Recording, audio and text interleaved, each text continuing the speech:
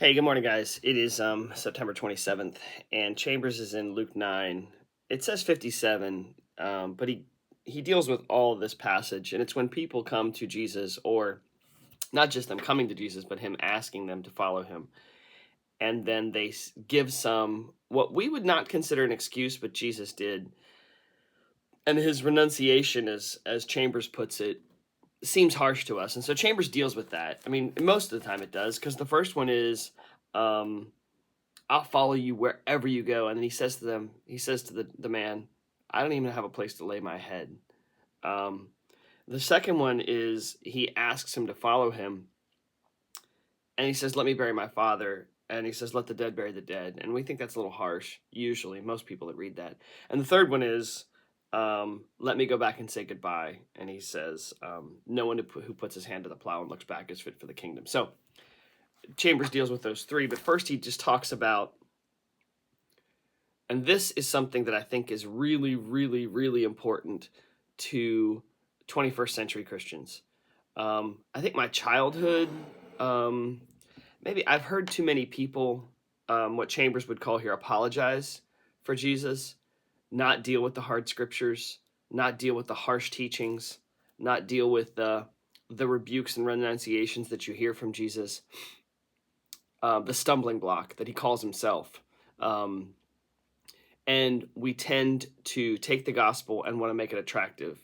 And the only attractive part of the gospel, I don't want to be careful what I say here, but the only attractive part of the gospel is that it's life. It's life-giving. That is the attractive part. Everything else about the God, and here's the thing, is that's enough. That's Peter says, where else can we go when everyone else abandons him because he gives this hard teaching? Where else can we go? You alone have the words of life.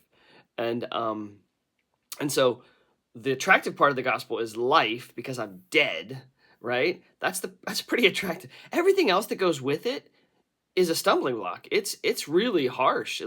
Jesus teaches, we just talked about love your neighbor, walk an extra mile. All the things that we have to turn the other cheek. When someone strikes you, turn the other cheek. The grace that we have to live with is not attractive. That's the not attractive part of the gospel. But we have to be Peter and say, you alone have the words of life. That's it. I've got no other choices here, Peter says. And so then everything else under the shadow of life-giving becomes very small. He says, Chambers does, never apologize for your Lord, for his teachings, for his commands, his call to obedience.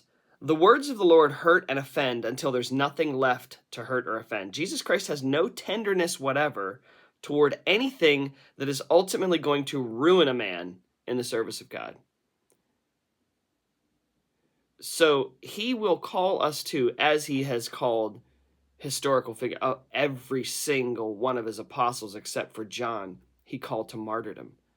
And martyrdom, gruesome martyrdom. Being cut in two and heads cut off and crucified upside down and torn asunder and all the things. And so you think, if Jesus did not spare them from that, then these harsh teachings should not shock us. If the Spirit of God brings to your mind a word of the Lord that hurts you, you may be sure that there's something he wants to hurt to death. He wants to put it to death.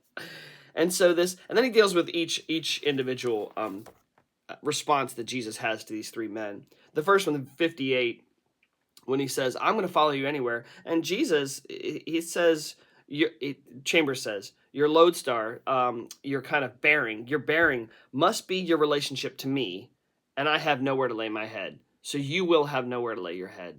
If I'm your leader and I've got nowhere to lay my head, then what's it going to be like for you, is what he says to this man. And so he wants people to relate to him directly without thinking, oh, this is going to bring good things to my life. No, it gives you life. That's what it brings. The only promise of the gospel is it's life-giving.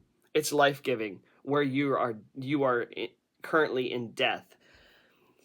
The second man that says, let me bury my father, Chambers encourages us to, in a conflict of loyalty, obey Jesus Christ at all costs. Whatever he says, he's thinking eternally, while we tend to think temporally.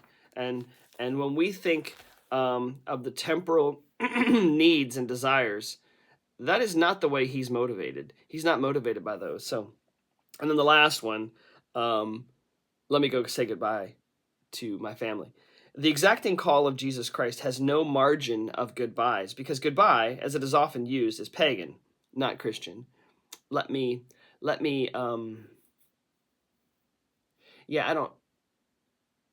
trying to wrap my head around that one in particular, but this idea of there being goodbyes, maybe that's the temporal nature of us. We're dealing in the flesh. There's no goodbyes in the kingdom. When once the call of God comes, begin to go and never stop going. And so I think one of the things we need to get better at as 21st century Christians is dealing with the hard, harsh teachings of Jesus, and keep the gospel. The good news of the gospel is that Jesus gives life where no one else can. You guys have an awesome day.